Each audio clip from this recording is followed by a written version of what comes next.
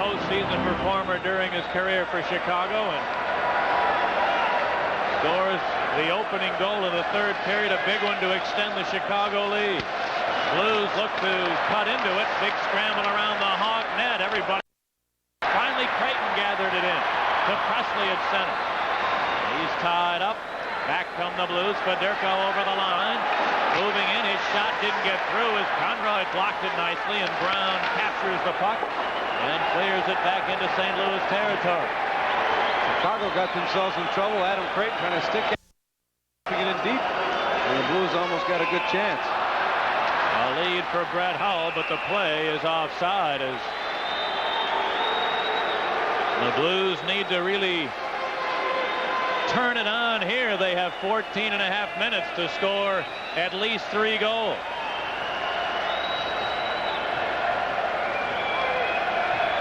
The Blackhawks had tremendous difficulty against Greg Millen and the Blues. They only scored 4 goals in St. Louis in the regular season. They scored 17 goals in 8 regular season games. And already in 3 games, they have scored 12 goals against Greg Millen. No fault of his, though. He was brilliant in Game 1, made some key saves in Game 2, and a few of the shots have been deflected tonight past him.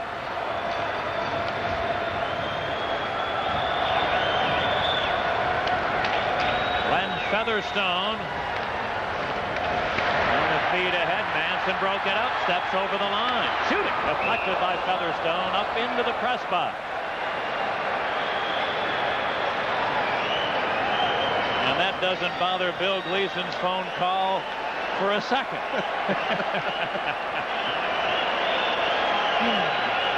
Never missed a beat. Ron Caron up there eagerly trying to get the glove, the hand on that puck. Caron, a great baseball enthusiast. General manager of the St. Louis Blues.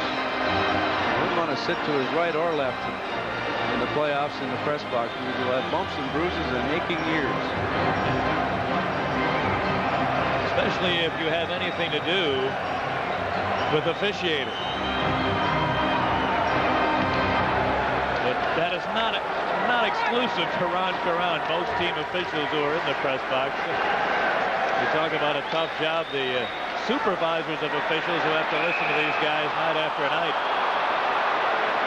And obviously they're somewhat opinionated, and their slant seems to be in one direction, of course.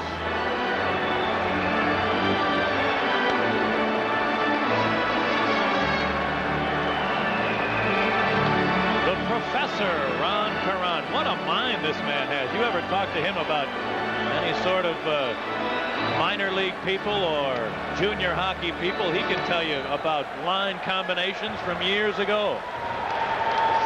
He told me the line I played on in midget hockey when I was a kid up in northwestern Quebec. I don't even remember yesterday. I didn't remember that Mike Keenan was my right winger in junior my rookie year in Oshawa.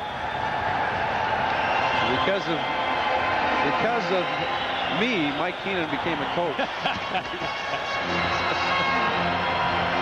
So look where he is now. We will not be relaxed for another 13 minutes and 40 seconds.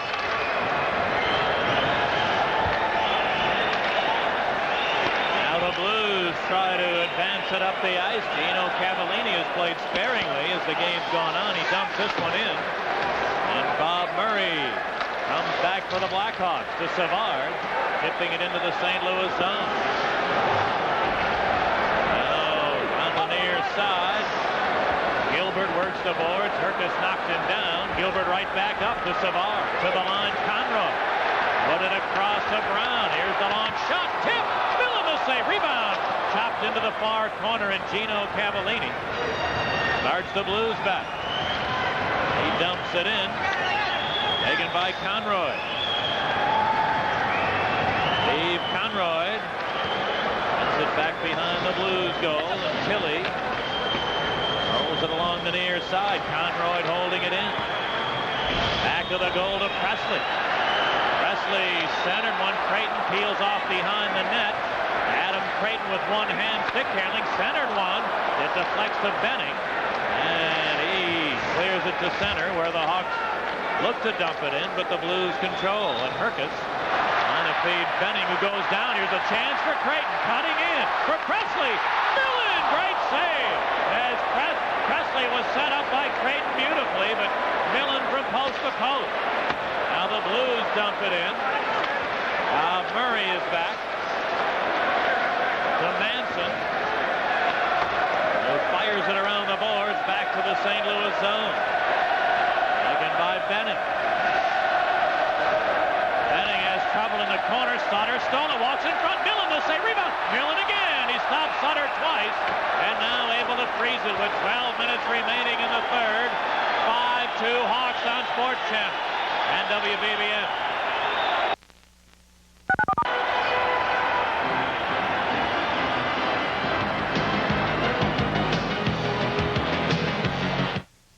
Sports Channel profile, Bernie Federko of the St. Louis Blues. It's the sixth game in the semifinals against Calgary 3 years ago in the Stanley Cup semifinals.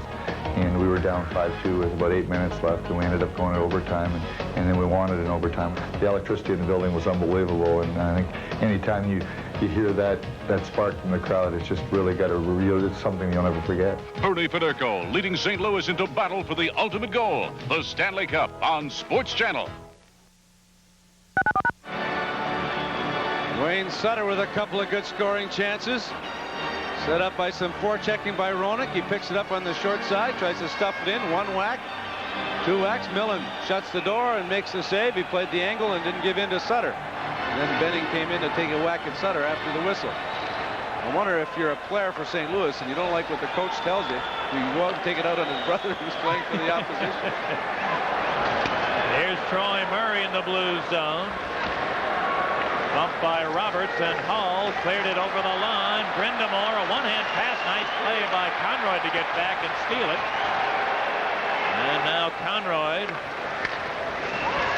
to send it ahead. It deflects at center ice and gathered in by Graham. Kurt Graham's pass is stolen. Brad Hull shooting it in.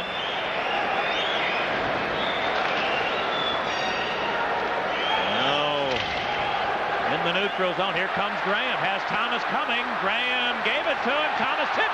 And a save by Millen, but a penalty is going to be called as Featherstone was beaten to the open spot by Thomas and had to hook him. And the Blackhawks are going to head to the power play. Before they do on Sports Channel, we have an update from out west.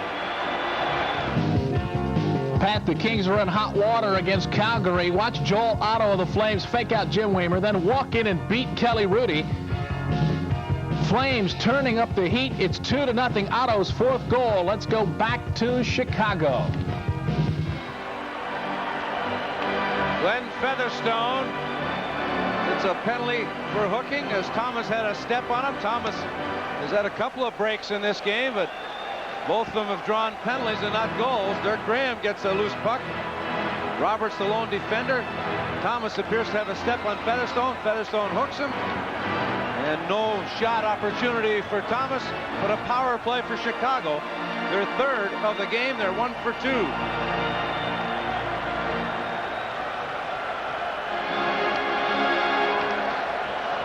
Now the draw back into the Chicago zone.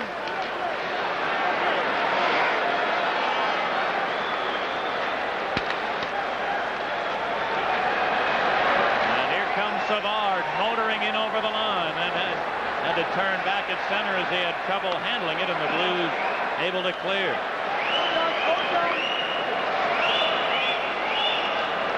Now Bob Murray hides it to Savard. He cranks it in. Lallard put it to the near side, held in by Manson. Centered one, Creighton to the far board, gave it to Bob Murray. Side of it at Larmer. Trying to feed Creighton the pass behind it. Into the corner goes Larmer, centering. Cavallini stole it and cleared it.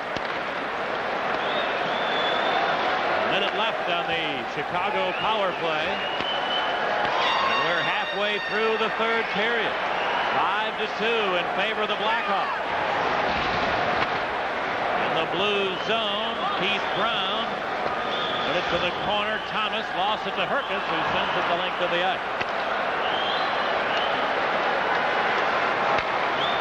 Now Manson winds it up over the Blues line. Dropped it off to Thomas.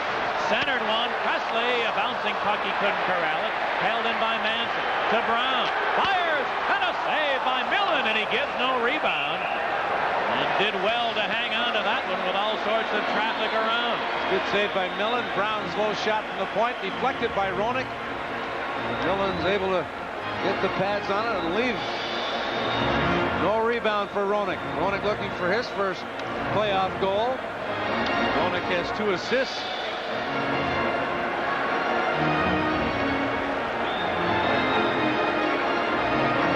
Six seconds remaining on Featherstone's penalty.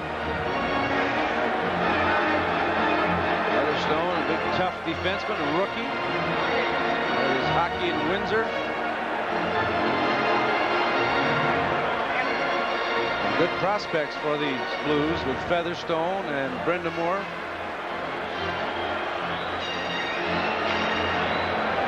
And youngsters like Tilley and Tunnel already have made good contributions. All right, here comes Graham. Graham over on leads for Van Dorp. Lane Van Dorp, a rare power play opportunity here, but he lost the handle and the Blues clear it. Van Dorp was utilized in the regular season on the power play to stand in front of the net and set a pick or a screen. Graham on right wing over the line. Winds it around the board. Van Dorp near corner is bumped. Mahar looking to jam it out of there and did to Tilley. Meanwhile, the St. Louis penalty over. Both teams back at full strength. And the Blues try to dump it in, but Conroy quickly up with it to Van Dorp. Clearing it into the St. Louis end. Sutter got a rough ride from Lallard to the corner. Dwayne Sutter wants a whistle if he can get it. McCreary reluctant to stop the play as they scrum in the corner. Still everybody hacking away at it. And it's getting a little physical, and tempers are getting a little short. And finally now McCreary does stop the action. The Blues have just over 8 minutes left. They face a 3-goal deficit. Let's pause for a regional break. You're watching the Stanley Cup playoffs on Sports Channel.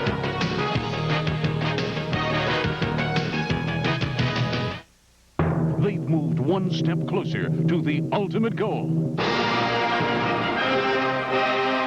Philadelphia versus Pittsburgh.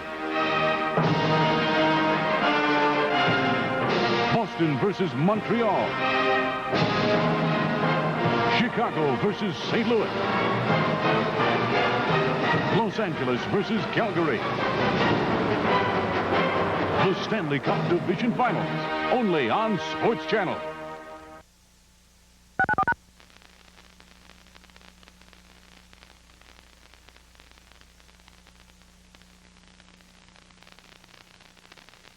Has yet to get a shot on goal here in the third period.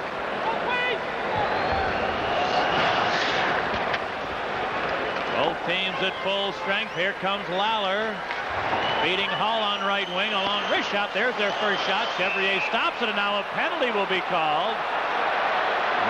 Presley took down Brind'Amour in front of the net.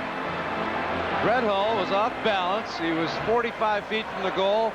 Still flipped the wrist shot and gave Chevrier trouble with it. Amazing shot. Meanwhile, Presley back checking, pulled down the Blues player, and he'll get an interference call. And the Blues will get their 4th power play chance of the contest. They're 0 for 3, and they've given up a shorthanded goal. The Blues have given up 2 shorthanded goals in this series.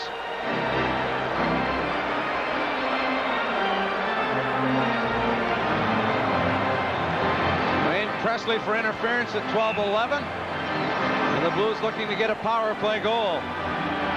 They're 1 for 16 in this series on the power play. Now the draw to Manson, and he clears.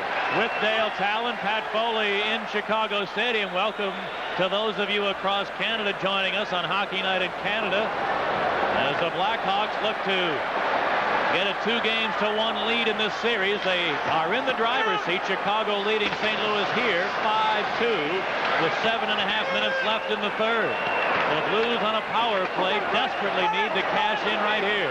But Manson has other ideas as he clears it the length of the ice. Now Tilly to Benning.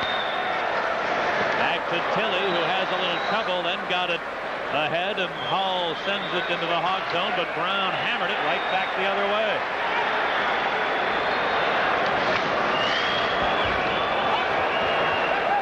Tom Tilly. Here to Bernie Federko. For Hall to Federko. Peels off on the near side. Leaves it in the corner for Herkus. Tony Herkus turns behind the net, rubbed off by Conroy. Larmer steals and has room to center. And Steve Larmer clears it down easily. Now Adam Creighton got it to Basson, and he'll waste a little time. Bob Murray in his own end. There's at the length of the ice. And half a minute left on this Blues power play. Now Rod Brindamore, the rookie, into the Hawk zone. Peels off on the far side. Bumped there by Bob Murray. And they'll hold it for a whistle.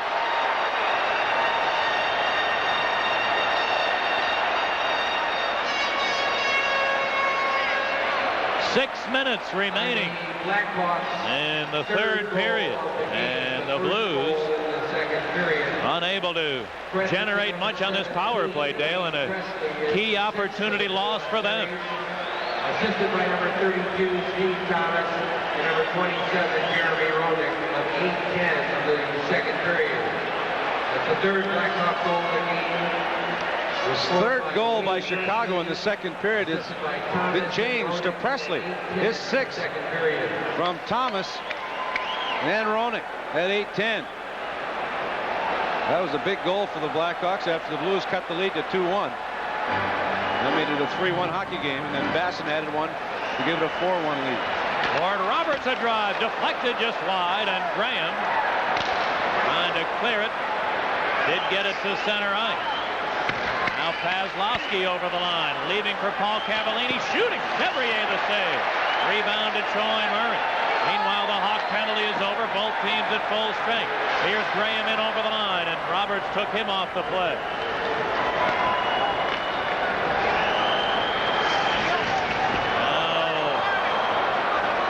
Everybody's battling on the near side, and the Blues managed to dump it in. Larmer back. Able to get around to check. And Steve Larmer carries it over the Blues line, but Roberts able to separate him from the puck there. Featherstone rolling to center. Mahar, he dumps it in. And we're down to 5 minutes left. The Blues need a furious and miraculous comeback here. Mahar looking to move into the slot, dropped it for Roberts. The long shot, tipped, deflected just wide by Momesso. Sergio Momesso might be the best St. Louis player in this game. Here he digs it out. Momesso leaving for Featherstone, hacked it into the corner. Tuttle, and McGill ran him over. Now dug out by Momesso. Sergio Momesso has assisted on both St. Louis goals with great board work. Got it to Roberts, centered it. Here's a chance for Tuttle, and he mishandled it. Back of the goal, Larmer. Lost it to Tuttle. Centered. Manson stole that. Now Momesso. His shot blocked by Manson. Finally, the Hawks able to clear it to center ice. There's Federko into the Chicago end. Bernie Federko. Got a rough ride from Manson. And his own man, Cavallini, bumped it. There's Benning in deep. Centered one. Picked off to the line. Tilly taking the shot. Now moves in. Fires. And a save. Rebound. Scramble. A shot. Deflecting in the goal crease. Wide of the net. And now the Hawks control. There's going to be a Chicago penalty here. Meanwhile, McGill wrestling with Gino Cavallini. The Blues buzzing in the Chicago zone for about 2 minutes. Hawks unable to get the puck out, and Chevrier with some brilliant saves, and after the whistle, Cavallini and McGill. Two heavyweights, Cavallini with a big weight advantage. McGill's been out there for a long shift, one of his few shifts in this game. McGill certainly not afraid to mix it up with anyone. Lions been able to get in there and separate him. The Blackhawks continue to lead 5-2 on Sports Channel.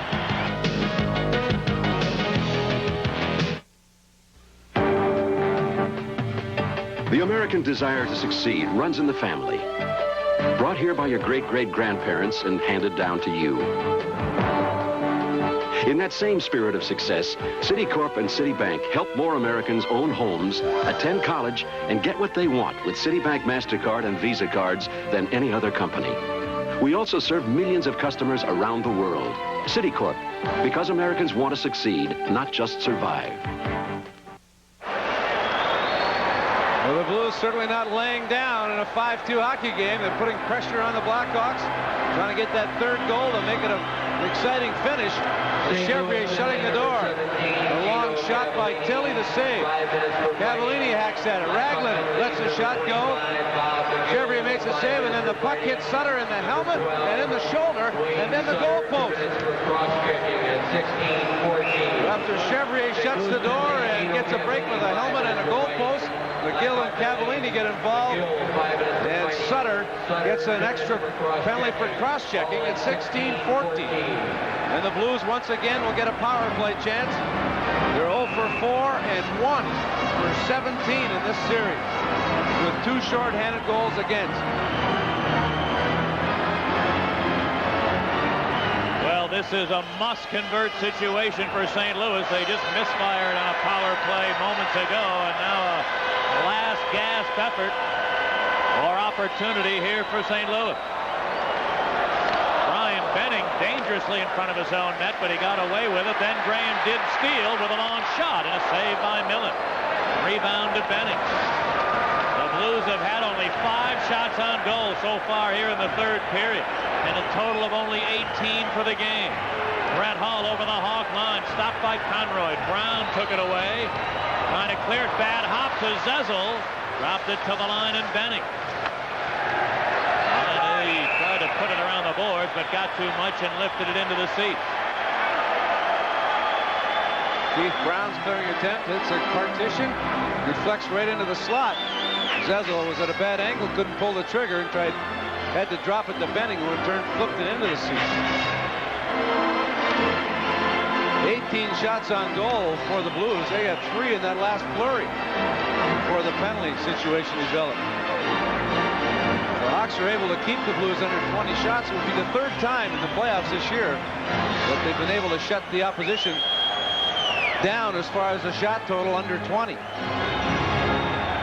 Peter Zezel looking for his first point in 3 games in this series after getting 6 goals and 2 assists in the series against Minnesota.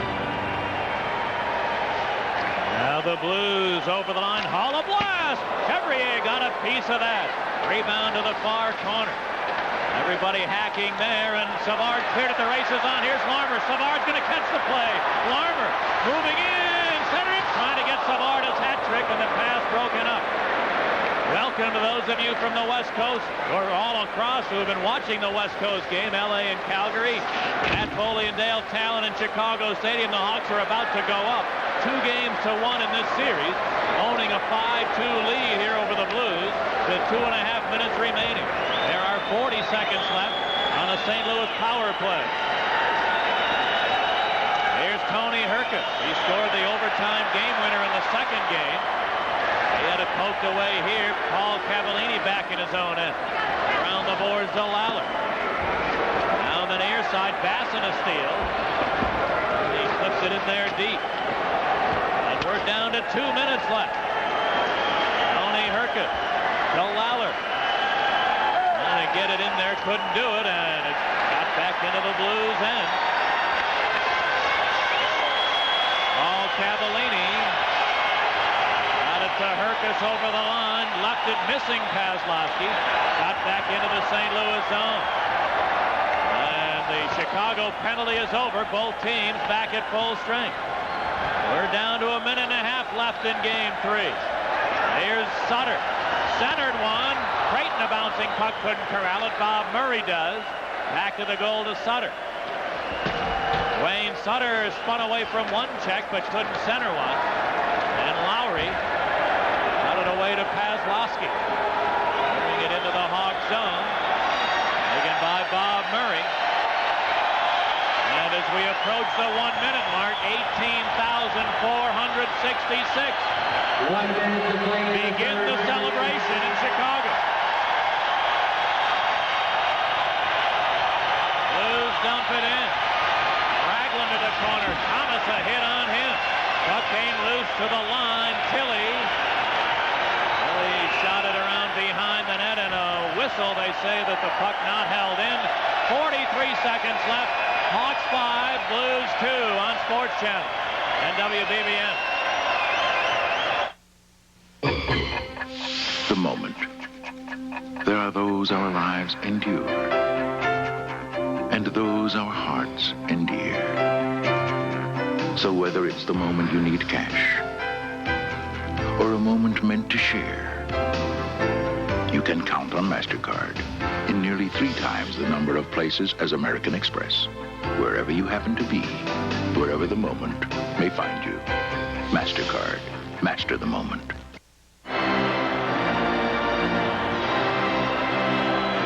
Somewhere along the way, Brian Sutter's got to find a way to win a game here in Chicago Stadium.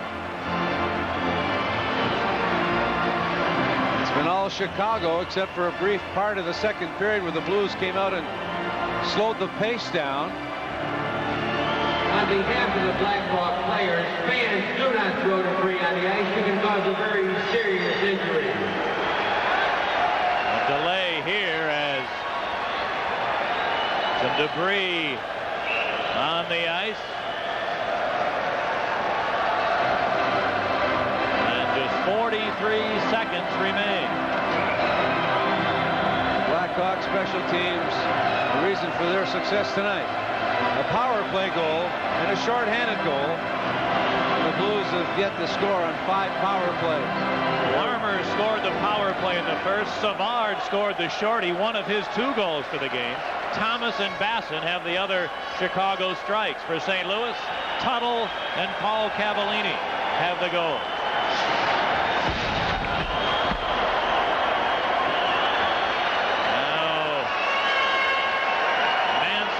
Flipping it into the Blues zone. Ragland wants Thomas. He's trying to goad him into a fight. Now Graham steps into Ragland, and we have a problem at center ice.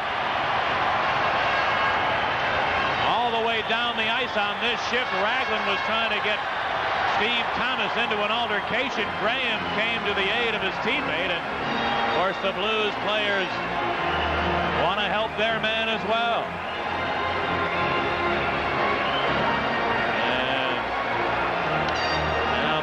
Starting to cool off. It was an altercation earlier this year that put Steve Thomas out of the lineup initially. He had his shoulder injured during a fight. With Scott Stevens in a game against Washington, played for a little while after, but shoulder got progressively worse, and he missed the last 35 games of the season. Give the officials some credit here for breaking up a potentially dangerous situation. Good job by Gauthier, Hodges, and Rick Drury. All the way from behind the net, Ragland and Thomas were having words. It had even started slightly before that.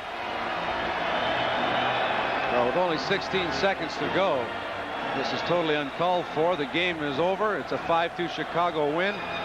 No sense getting involved. There could be possible suspensions or injuries. There's still a long way to go in this playoff series. I don't think any one of these teams is going to intimidate the other by much. Well, here Manson and Featherstone are being told to head to the locker rooms.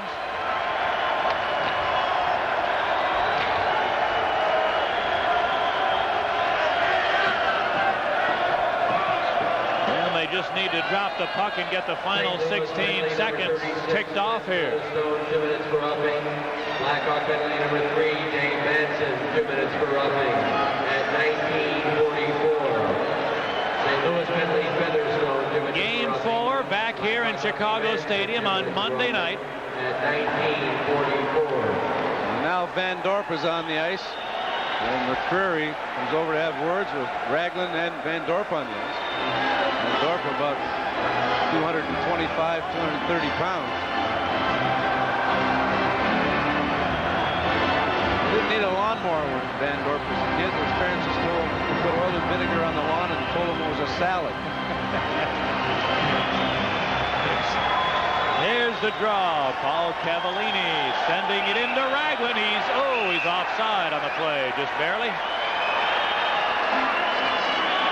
And 10 seconds before it becomes official.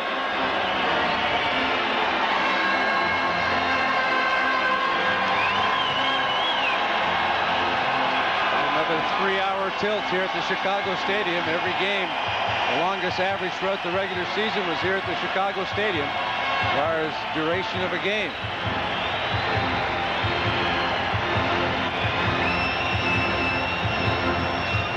Here's the draw to the Blues. They dump it in, and this game is history. The Chicago Blackhawks lead in the series 2-1, as tonight the final score is Chicago 5, St. Louis 2. So Chicago grabs a 2-1 edge over that St. Louis Blues team. The series resumes Game 4 Monday night here on Sports Channel. Right now, I want to take you to the Great Western Forum, Los Angeles. Flames lead the Kings 2-0. We're early in the second period. Let's join Sports Channel's Jiggs McDonald and Herb Brooks. All right, Lee, we have played just a little more than 2 minutes of the second period. Los Angeles went to the attack immediately and couldn't generate a goal, but they did have a couple of their better scoring opportunities denied by the Calgary tight defense. And speaking of Calgary, Joey Mullen, who was helped off the ice, did not return with the team for the second period. Brian McClellan, who was shaken up earlier in the first period, did. So Calgary, without one of their big offensive weapons, Los Angeles has dumped the puck in. Casper in after it, but it was touched first by McCowan, and that's an icing call against the Los Angeles Kings. LA trying to get back into this series. They are on home ice, trailing by a score of 2-0. The second period just nicely underway.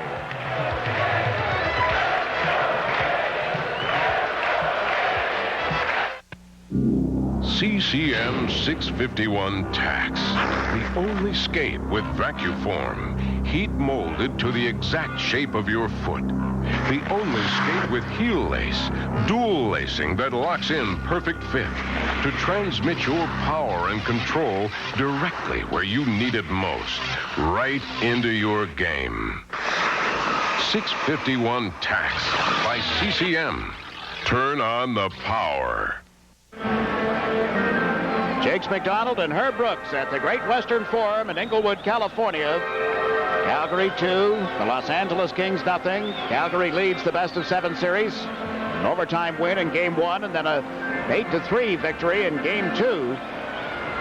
Game number 4 is scheduled for this building on Monday night, and we'll have it for you beginning at 10:30 Eastern Time. We'll watch Krushelnyski come to center ice. McDonald tying him up from behind, and Vernon out of the Calgary goal gave it to Natras. He was tripped from behind, and there'll be a penalty.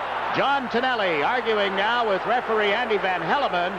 And here we go again, Los Angeles running into a penalty call. Johnny Tonelli was working very hard behind the net. I don't know if the Calgary player did not step on the stick, but regardless, he called it, and now he's going to double it up in the sense that Calgary's going to also get a penalty. And I'm not sure. No, they waved that off.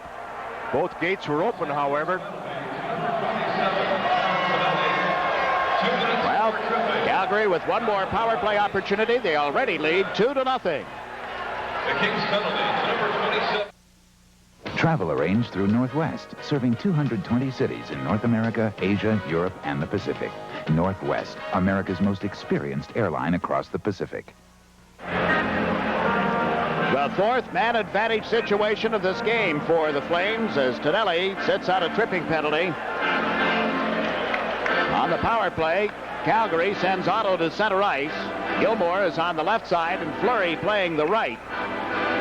McInnes and Ramage are on the points. Los Angeles will kill it off with a forward combination of Gretzky and Nichols. Laidlaw and Waters out on the ice.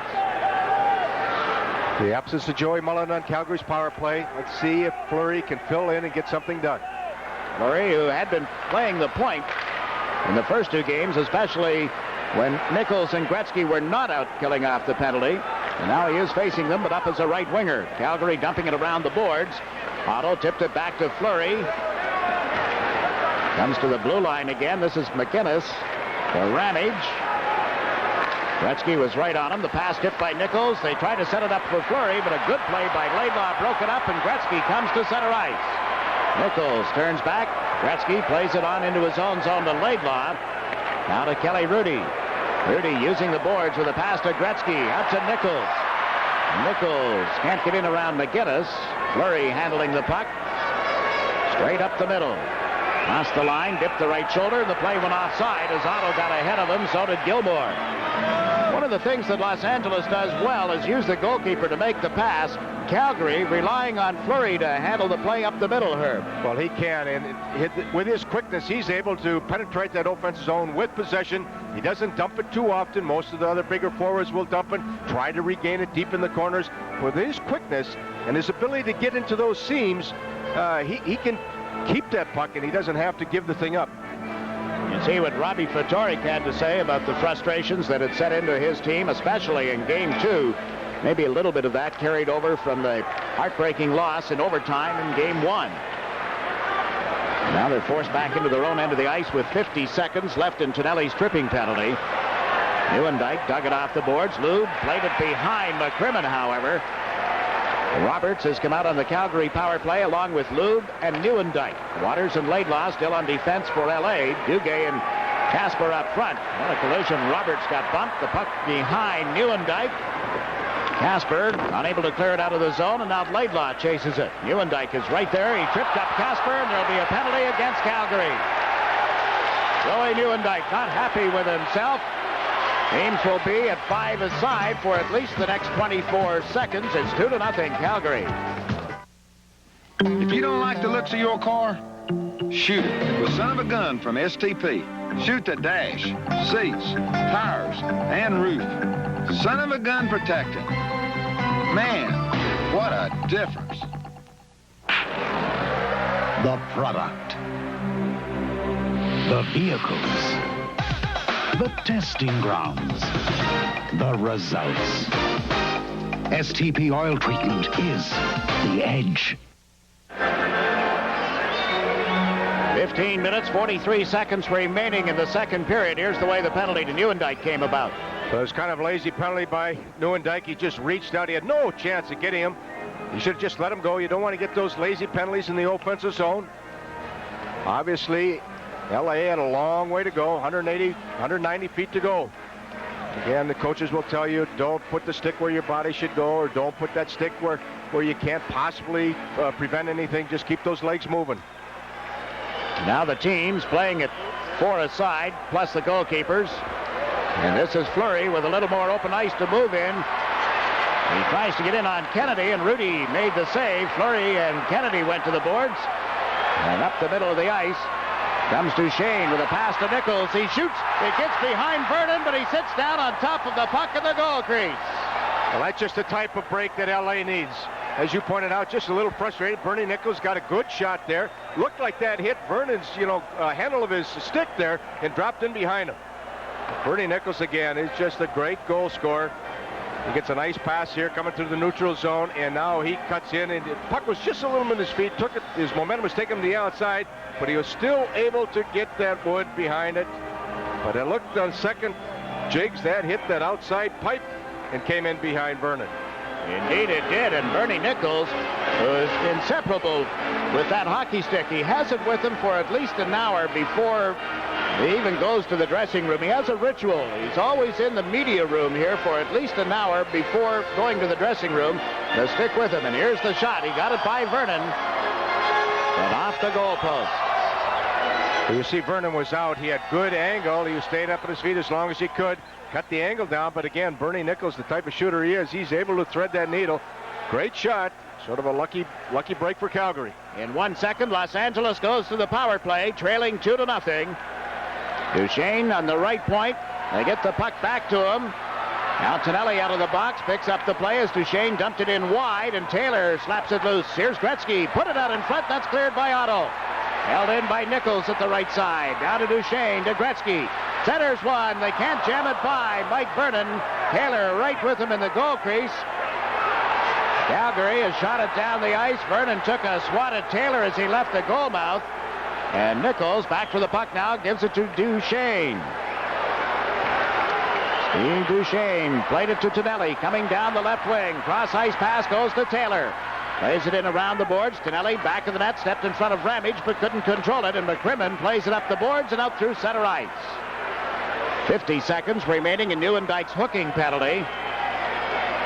LA with an opportunity with a man advantage here. They feed Gretzky on right wing. He dropped it back and it's knocked away from Duchesne. Taylor with it at center. Tonelli trying to separate from McCrimmon, and LA having to hold on to the puck, eating up a little time with their man advantage. Duchesne cross ice, tipped by Gilmore. Tonelli trying to dig it off the boards. What a job by Gilmore. Stepping between Tonelli and Taylor, has the puck in his skates. The jousting finally ends, and Calgary comes up with the puck. And back go the Kings one more time. Nothing can take the home crowd out of it more than a penalty killing unit by the visiting team. The home crowd is yelling, shoot the puck, shoot the puck. The home team gets a little disoriented, what have you. This is a big factor, here for Calgary. Their abilities to kill penalty on the road. That's what Robbie Ftorek has been teaching and preaching. Shoot. But the Kings have had only 4 shots on goal officially. They thought they had 5. Now there is the 5th one off the pads of Vernon. What had been rung up as number 5 was the one that went off the post. And here's Chris Contos stepping over the line. Contos dropped it back. Robitaille's shot is kicked out by Vernon. Gretzky in after the rebound, takes it behind the net. Looks for somebody open, pulls up, makes the play, and it's broken up and cleared out by Roberts.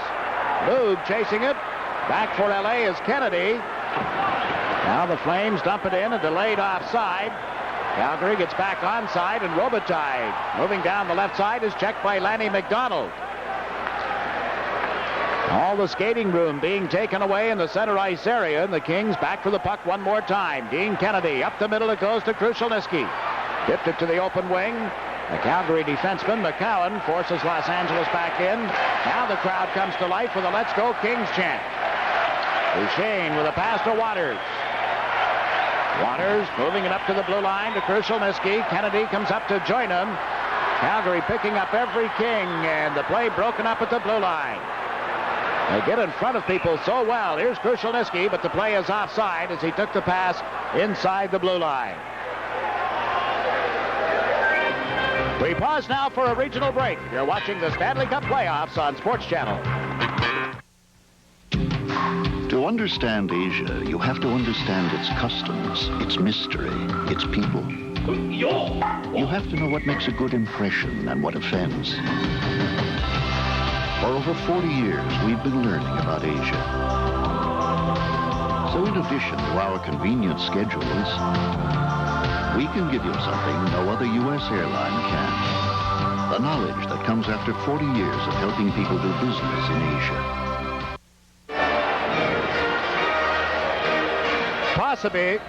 Possibly the youngest Kings fan in the crowd tonight. What a face. Yeah, that's great. That's a tremendous picture. But the home team trailing 2-0. Vernon out of the Calgary net has given the puck to McCrimmon. Plays it around to the left wing boards for McClellan. He tipped it to Fleury. Fleury dumps one in from center ice. He has Hunter and McClellan as his teammates. McClellan coming out of the corner, got pushed back by Baumgartner. Here's Fleury with the puck. Centers to the blue line. McCrimmon's shot went wide when bouncing off Baumgartner. McClellan gets to it, bumped on the boards and knocked down by Ken Baumgartner. Now Fleury is pulled over by Baumgartner. Good clean check. Baumgartner separates from Fleury as the puck comes to center ice. McClellan reaching for it. Pushed Duchesne back into his own zone. Now Jay Miller up the middle of the ice. Over the Calgary line, Miller on one knee, put it behind the net. Taylor went in. He pulled the helmet away from the head of McCrimmon. In the meantime, the Flames have the puck. At center ice, Patterson with a pass to Tim Hunter, dropped it back, and it's intercepted. Bernie Nichols had trouble controlling it. Miller pushing at Fleury. Meantime, Ramage for Calgary steps over the line. Patterson stepped in ahead of him, however, and it's offside. A look at the Calgary bench and Coach Terry Crisp, his thoughts, saying that it's unfair to say the first 10 minutes are the key. But then again, you can't let down either, he says, which I guess is saying, well, maybe you were right.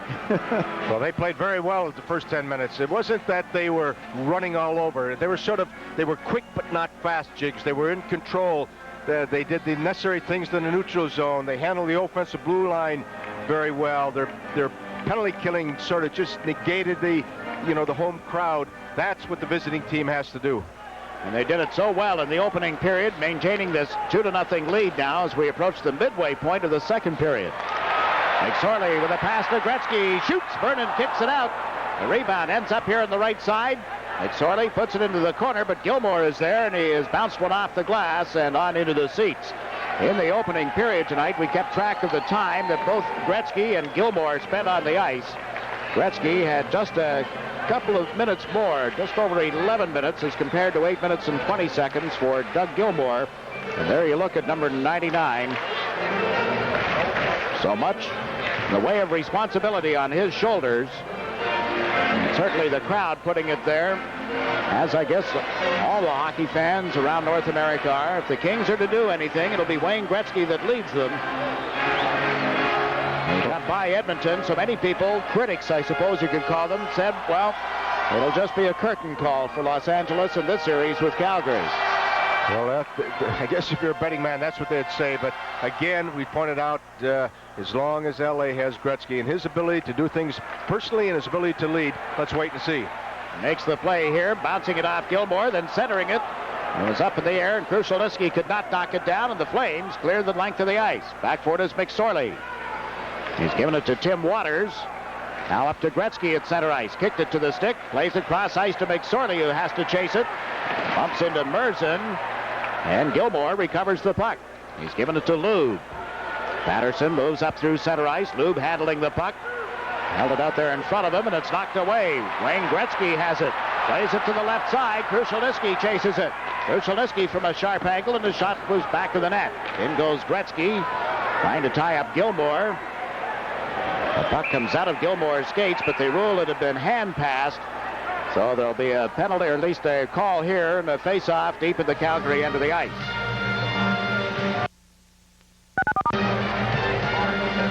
We pause now for a regional break. You're watching the Stanley Cup playoffs on Sports Channel. They've moved one step closer to the ultimate goal. Philadelphia versus Pittsburgh. Boston versus Montreal. Chicago versus St. Louis. Los Angeles versus Calgary. The Stanley Cup Division Finals, only on Sports Channel. Face off in the circle to the left of Mike Vernon. Steve Casper to take the draw. Contos on the right, Tonelli on the left. Calgary controlling the puck, however. Rick Natras using the boards, dumps it into center ice. That's Duchesne backing up. He's knocked away by Tim Hunter. Picks it up on the right side, then shot one off Duchesne and up into the seats. A little pushing after the whistle as Roberts and Kennedy came together, and John Tonelli over to say something to Roberts. I don't know if you want to hear anything that these guys have to say or not, Herb. They look as if they're together. Calgary is frozen hell. Well, actually, Calgary is a beautiful city. Well, we were in Calgary the last couple games, Jakes, that they had the same type of fans, painted and going up and down the stairs and beating their drums and what have you. Regardless where you're at, the game of hockey brings out the emotion. Well, John Tonelli played a couple of seasons with the Calgary Flames and trying to get involved a little bit in this, and said we're capable of playing the same type of game as the Flames, forcing them to make mistakes, have to keep the puck in their end. If you don't do that most of the night, you're not going to be successful. One of the writers were trying to draw Tonelli into a debate about his year in Calgary, his 2 years there, but he wouldn't get involved, would not complain at all. Play was offside as Los Angeles moved into the Calgary end of the ice. Who was the writer? Mike Downey, I believe, in the Los Angeles Times the other day, referring to Calgary. The last time they had something to cheer about was somebody roped a calf and had 3 legs tied together. Well, you know, Michael Downey's a great columnist. He's got the ability to put words together, and he did a rather humorous article.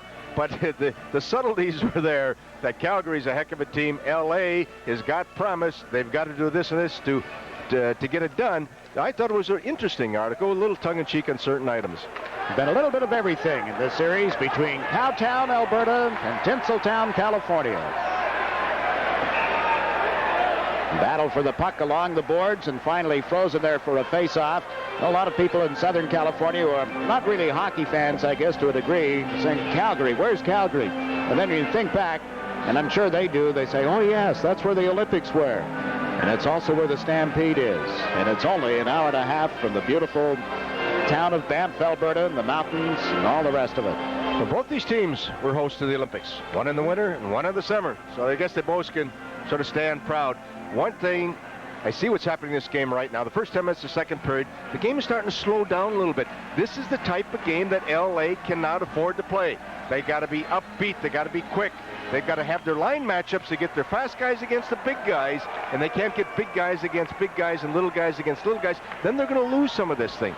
But LA has got to go faster, tempo, get the puck up ice quick. And Calgary is orchestrating the tempo that they want right now. Raising the puck here in the center ice area. You see the pushing and shoving after the whistle. Calgary has had only 1 shot on goal in this period, though, Herb. LA has had only 3, but I see what you're saying. Yes, the tempo has really slowed down. Well, shots, again, that will give you something, but not everything. Again, it's less is more. Now, Calgary's not doing a lot, but they're accomplishing LA to slow the thing down, come into they're spinning that little web for them, okay? And again, LA has got to be creative in the sense that maybe you want to stretch the zones a little bit. Maybe you got to go for the bomb somewhat. Maybe you got to bring their defensemen into deep water and then use your quickness. Again, if they're just going to be a stereotype team, you're not going to beat Calgary. Take a look at the numbers here. I was mentioning that Wayne Gretzky had a little more ice time than Doug Gilmour in that first period. 8:40 for Gilmour, 11 minutes, 10 seconds for Wayne Gretzky. Now Calgary has Patterson up with Gilmour. McDonald playing right wing. McDonald replacing Mullen on this line. Mullen was helped to the dressing room after Baumgartner had charged him late in the first period. It's 2-0 Los Angeles. Or excuse me, Calgary, and Los Angeles trying to move the puck in. Laidlaw put a fist in the face of one of the Flames. Play allowed to continue, and the puck comes back into the Los Angeles zone. Now Waters plays it up the middle, over McDonald's stick, also over Robitaille's stick. 8 minutes and 48 seconds, the time remaining.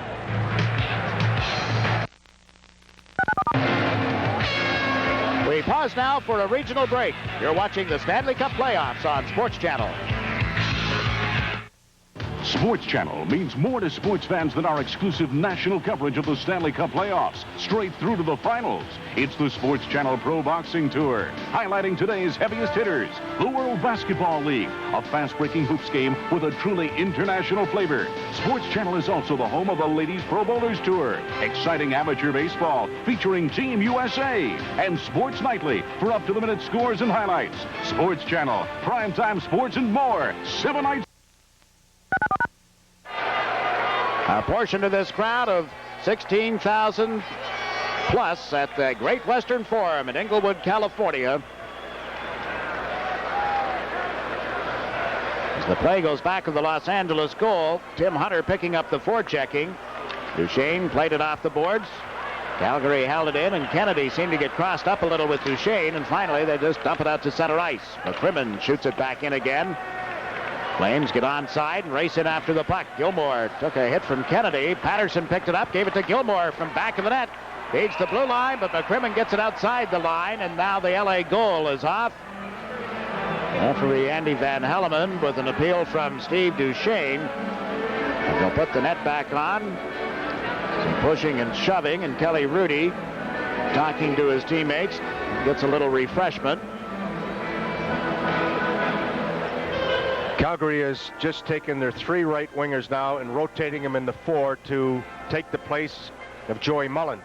Sometimes I wonder, when you miss the guy that was your leading scorer, the guy that is so dynamic, you must say, well, I'm just going to have to maybe take my rest of my 11 forwards and make 3 good lines of it and then spot the other 2. And if I'm to do that, you might have to say, well, who's going to take Joey Mullen's place? I might have to move Hakan Loob up there and put somebody else with Nieuwendyk. But I just don't know if I'd spread the ice that equal.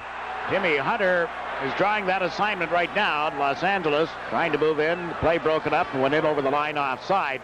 Originally, or earlier in this period, they had Lanny McDonald up there replacing Mullenherb, and then Tim Hunter on this particular shift. And now Terry Crisp is going to send out another line. Well, I think this is a rather crucial thing for him, because this is a guy that really has done damage to Los Angeles. They've got to maintain this 2-goal lead. They just don't want to sit on it right now. And LA is sort of playing their hands, but if they kick into another gear, they're going to find themselves in trouble. I would keep Dougie Gilmour at the top of his game, give him another good right winger, maybe that's Hakan Loob. Try to find somebody else to go with an Otto with a Nieuwendyk or whatever. But I don't know if I just keep rotating 11 forwards anymore, because it's going to hurt Dougie Gilmour. And as that's the guy that's got to lead this hockey club amongst their center. And all due respect to Joel Otto and Joe Nieuwendyk. Now that line gets a rest, and Nieuwendyk is on the ice. Loob on one side and McClellan on the other. So McClellan replaces Roberts on this line, and Terry Crisp is moving some people around. Barrel roll as Nieuwendyk was upended by Waters, and the puck kicked out to center ice. Shot right back in again by McGinnis. Rudy stopping it on the short side. Chasing it is Nieuwendyk. He and Laidlaw collide. Nieuwendyk sets it up for Loob. Got into traffic and couldn't handle the puck. Laidlaw takes him to the boards. Nieuwendyk is pushed now by Contos. The puck in Laidlaw's skates. And Andy Van Helleman blows the whistle, and then Contos and Loob push at one another and separate. 7 minutes and 22 seconds remaining in the second period. LA trailing 2-0. McCowan and Otto scored first period goals for the Calgary Flames. If you ask every American the meaning of success, you won't hear the same answer twice. Whatever your idea of succeeding, Citicorp and Citibank can help. With Citibank MasterCard and Visa cards, Citicorp Savings, Diners Club, and Citicorp Mortgage. We also serve millions of customers in every major marketplace worldwide. Citicorp, because Americans want to succeed, not just survive. Kings move out of the zone following the face-off. They give the puck to Contos on left wing. His shot went wide, and back with the play, a penalty call against Calgary. Casper was taken down, and Los Angeles is going to have the man advantage. 7 minutes and 10 seconds remaining in the second period as McGinnis is chased to the penalty box, and now Robbie Ftorek gets an opportunity to put his power play out on the ice. They're going to try and get themselves back in here with this extra man.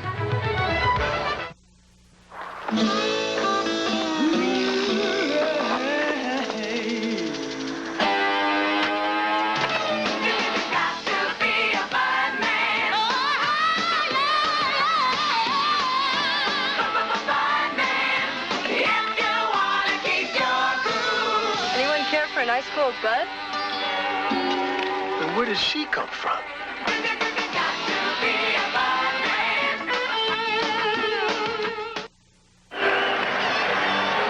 Al McGinnis for interference at the 12:50 mark. As LA was moving up over the line. That was Contos on the left side, Herb. Well, there are a couple of interference calls, one on McGinnis and another one on McClellan. Calgary killing off the penalty. Otto picks up the puck and shot it off the goalpost. Joel Otto, who scored in the opening period, almost had his second of this game. Well, he is so dangerous, Jakes. Does a great job on the power play, great job killing penalties, tremendous on faceoffs, and he takes a regular shift. This guy was a free agent. Nobody drafted him. He and Patterson up front killing off the early portion of this LA power play. The puck has gone out of play over on the far side of the ice, just over the head of Sylvester Stallone. When you look at Joel Otto, he comes from a great athletic family. He had a brother who was a tight end at the University of Minnesota, Big Ten football player. Another brother who was a good basketball player at the University of North Dakota, Division II school. So the Otto family from Elk River Minnesota. All natural athletes, huh? Oh, yeah. And again, when this youngster was playing high school hockey in Minnesota, you know, people said, well, I don't know, he's this and he's that, but he's just a big kid that was clomping around that got better every year just through his determination and persistence to improve. Went on to Bemidji State University and just blossomed. Now Otto squaring on the face-off has won the draw. The puck swept up along the boards, held in by Bernie Nichols. Across to Duchesne. Plays it into the corner. Gretzky lets it go in deeper. Robitaille put it out in front off the goalkeeper's stick right to Wayne Gretzky. He feeds it to Duchesne. Across to Nichols. Otto moves in to check him. Kings hold it in, and then Duchesne turned it over, and here's Ramage moving down the left side. Long shot, Rudy a blocking glove save, and it's picked up by Duchesne. Calgary's penalty killing unit is excellent. Every time there's a pass, they're reacting on it. Every time there's a shot, they're reacting on it. They're saying in that zone, it's not 5 against 4. We're going to play a 5 against 5, and our 5th is our goalkeeper. They are playing off of one another excellently. Right now they have Lube up front with Gilmore. And watch LA try to come out of the zone. The pass from Casper goes to Duchesne. He steps across the line, giving it to Gretzky. To Casper, let it go. And Nichols panned on it. Here's Gilmore, 2-on-1 with Lube. Duchesne gets back. Gretzky gets back in the play as Lube handled the puck. Left it for Gilmore, and Duchesne knocked it away, and then he got dragged to the ice. Meantime, Gretzky rushes over the Calgary line with it. The pass intercepted and shot down the ice by Natras, and a penalty back of the play, and another LA player, or another Calgary player at least, Lube, getting up slowly, and another LA player going to the penalty box. Gretzky shaking his head. 18 seconds, all that was left in McGinnis's penalty, and now Nichols goes off the ice. Well, Bernie Nichols, who was just sort of, everybody was crossing inside that blue line. And again, I was watching the puck as it was moving up ice, but he spun around. I think Hakan Lube just came into a high stick, and Gretzky got a piece of that also. Watch Hakan Lube, they're just trying to get the puck out. He was just trying to go for it. Bernie took a little run at him. Gretzky just sort of reached up, tried to protect his face as that stick was flying through the air. This is sort of just indicative of LA's frustration right now. Just so close, but yet so far. But you got to give an awful lot of credit to the penalty killing units of Calgary. And again, as I pointed out earlier, that will hurt the home team more than anything else. The power play team gets frustrated. The crowd gets frustrated. And they just stay compact, stay poised, and do the things they're going to do. And I'm very impressed with that specialty unit of Calgary. Ability to kill penalties. Again, a look at some of the crowd here at the Great Western Forum. Nichols for roughing at 14:32 is the penalty against Los Angeles. McGinnis with 18 seconds left to serve in his call. And Calgary leading by a score of 2-0. McCowan with his second of the playoffs, Otto with his fourth. McCowan scored just after the 7-minute mark of the first period. And near the 14-minute mark, Otto scored. You look at Hakan Lube and the Calgary bench, appears to be okay. Remind you again, for those who may have just joined us, that Joey Mullen was injured late in the first period, helped off the ice after a collision with Ken Baumgartner. And Mullen has not returned. Brian McClellan, who had been shaken up in the first period as well, has returned and has had a shift or two here in the second period. Gilmore is on the left. Otto taking the face-off against Krushelnyski. LA controlling the puck. Tommy Laidlaw gets it back of the net again. Laidlaw told me this morning that they have to get the feeling of urgency. And they're down 2-0. Dumping the puck in here. And now Calgary has the extra man. They move it up through center ice to McGinnis, who had just stepped out. It goes to Gilmore, now to Otto. Otto pulls up in the right wing boards. Got checked by Tonelli. It's held in. McGinnis dumps it toward the corner. There's Laidlaw to the right side, and John Tonelli clears the zone. Ramage plays it to McGinnis. Back to Ramage. Rob Ramage goes up left wing to Fleury. Fleury out of the power play. Fed it neatly to Otto, and his shot steered aside by Rudy. Gilmore with the rebound. Back to Ramage. Ramage lets it go. Rudy has it in the catching glove. Joel Otto down there tipping and screening. He is so big and so strong. He's hard to move out of there. Timmy Waters and Tommy Laidlaw doing a good job on him. You might as well let him stand there. Once he gets position, you're not going to move him out. So let him stand there. And when the puck comes, just attack it at the right time. I watch him tough in there, and you just, as I said, you can't move him. All you can do is hopefully you just tie up his stick, prevent the little tipping situation. To take the screen away from him, it's pretty tough.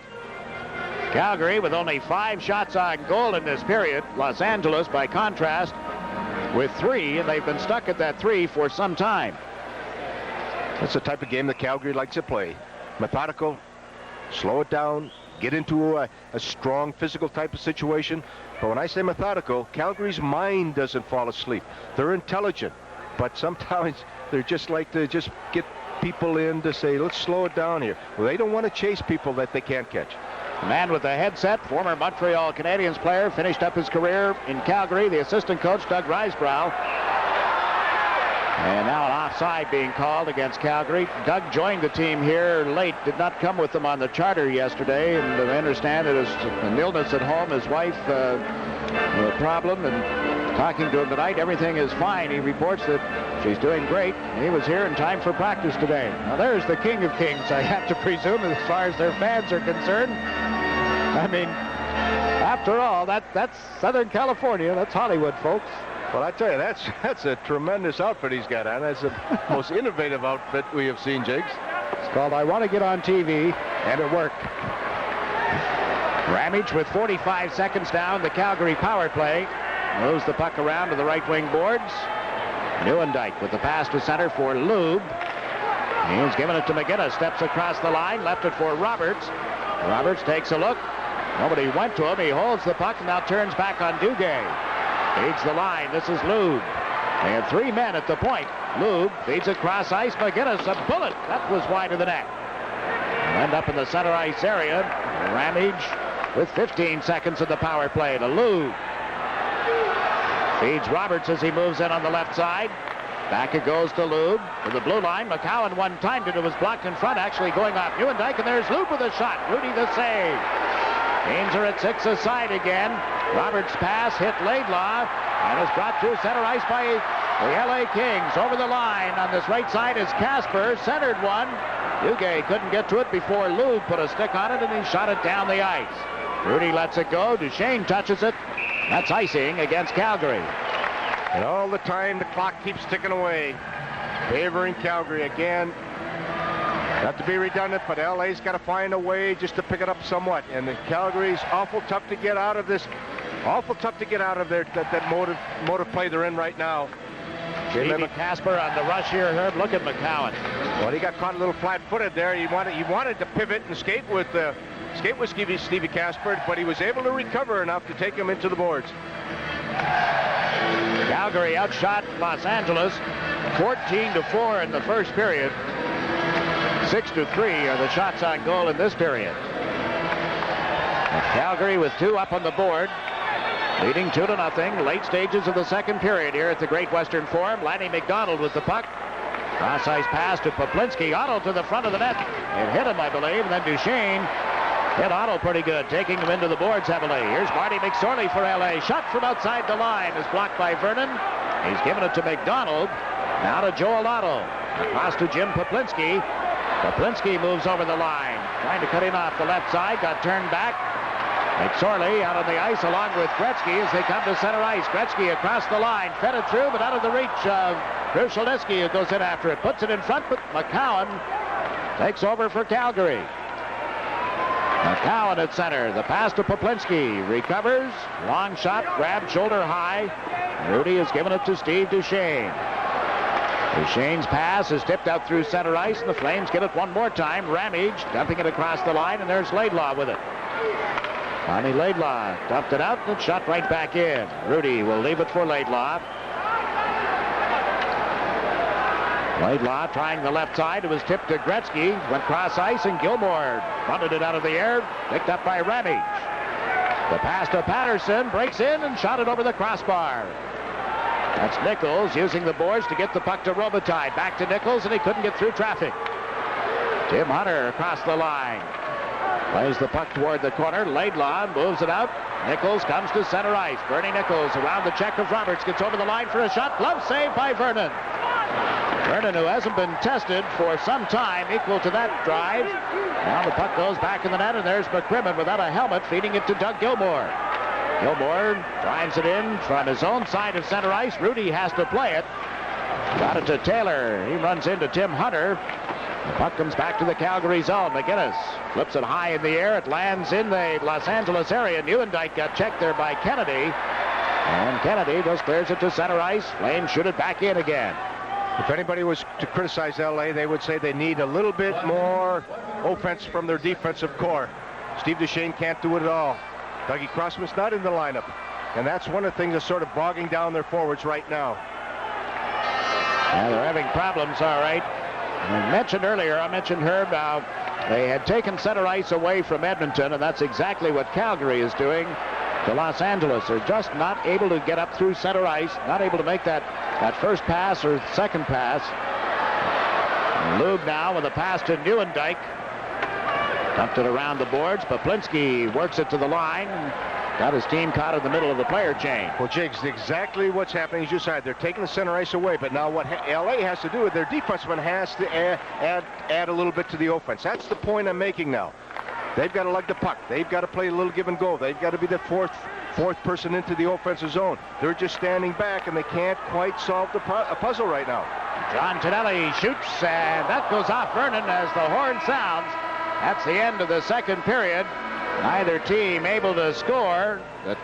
Checking a little tighter, but as Herb said, it played right into the hands of the Calgary Flames, and Mike Vernon is shutting out Los Angeles by a score of 2-0. Now let's go back to our Sports Channel studios, check in with Lee Zeidman and Stan Fischler. Thanks, Jigs. I'm Lee Zeidman along with Stan. Chicago shoots down St. Louis in the North Division. Blackhawks lead that series 2-1. Coming up between periods, we'll look ahead to Sunday's fourth and possibly final game in the Adams Division. But first, we'll send you back to Los Angeles. Jigs will have an interview with Flames rookie Thorne Fleury after this.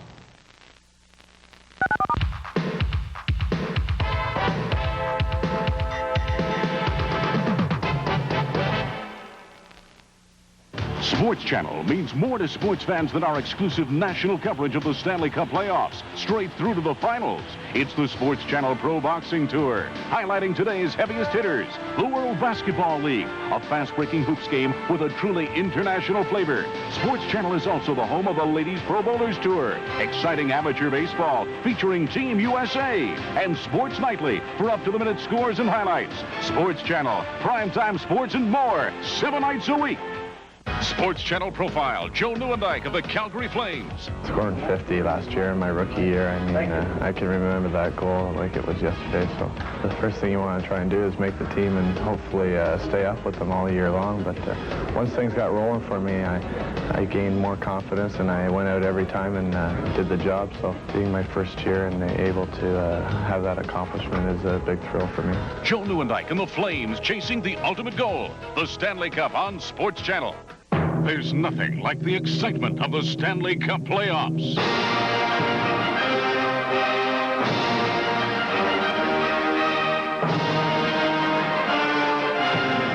ball stop. Look out. Down the ice. Will it make it? It's got a chance. He's got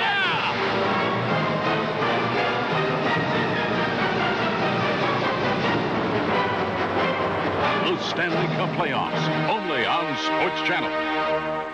Where can you find cable TV's newest source for up-to-the-minute sports scores, fast-breaking sports news, and highlights? The answer is Sports Nightly. Join Lee Zeidman, Darryl Brunette, and Mike Breen before, during, and after each night's primetime event. You get updates on the evening's major sports events from the NHL to the NBA, baseball, and more. Plus, get expert commentary from our in-studio guests. Sports Nightly is cable TV's newest source for sports news, and you'll find it only on Sports Channel.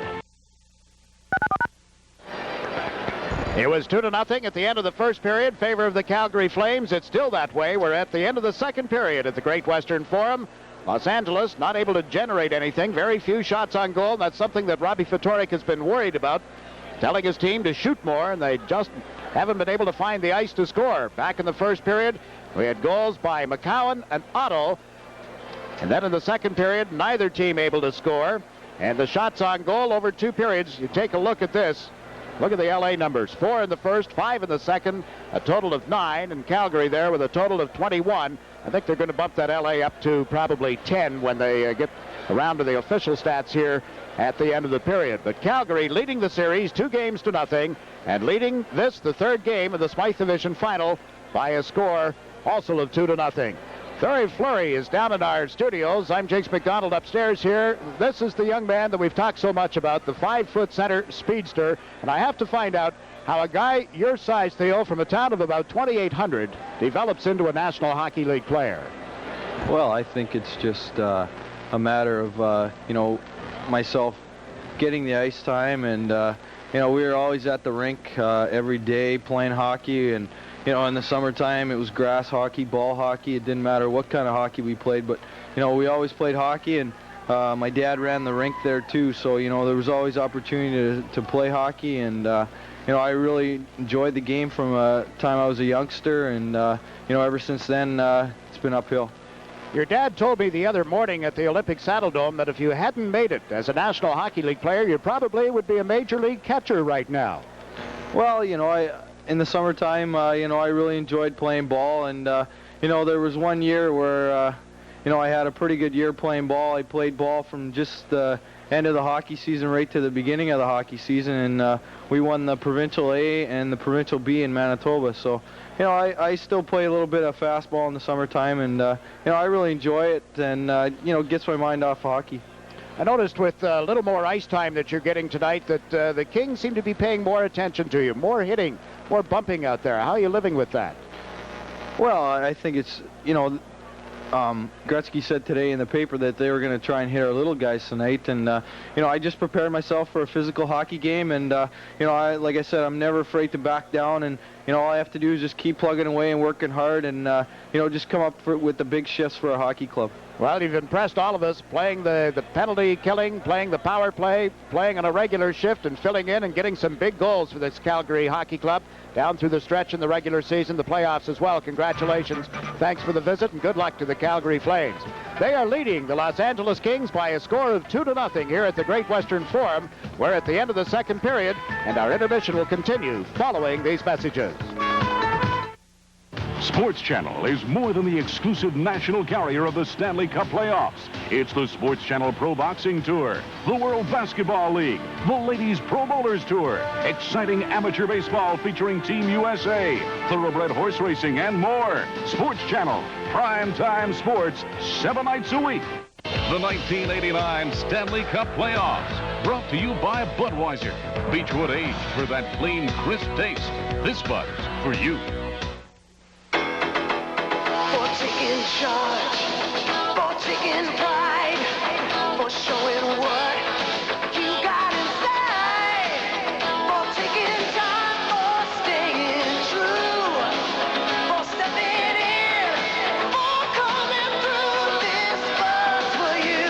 Beechwood aged for the taste so crisp and clean, so refreshing. It's the king of beers. This Bud's for you. If you don't like the looks of your car, shoot it with Son of a Gun from STP. Shoot the dash, seats, tires, and roof. Son of a Gun protectant. Man, what a difference. The product. The vehicles. The testing grounds. The results. STP oil treatment is the edge.